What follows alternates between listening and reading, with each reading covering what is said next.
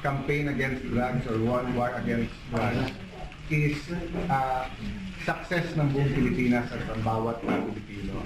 Ang drug war ay para protektahan ang buhay ng ating mga kababayan. No?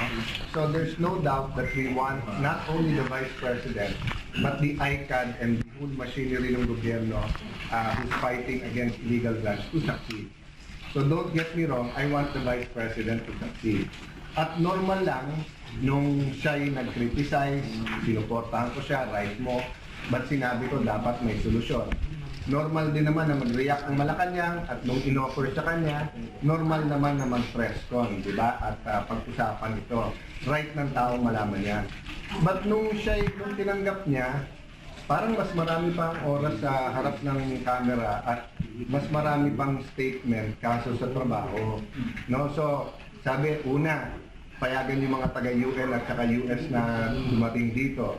Tapos, wag muna, pero may possibility. Tapos, pupuntahan niya yung US Embassy. Tapos, kukuha ng tips kay Senator Lacson. Tapos, no sentence. Parang sa isang araw, 5-10 storya. No? Which is okay if you're popularizing advocacy. Diba? Pero, kung mag-chair ka, just get things done. So, sinabi niya, i-abolish yung Oplan Tokhang. Eh ako, i-abolish muna yung Oplan All Tokhang. Kasi all talk na yun. Di ba, in-expect ng tao, ano bang madadala ni Vice President Lenny para mapaganda yung drug war? At doon suportahan na siya.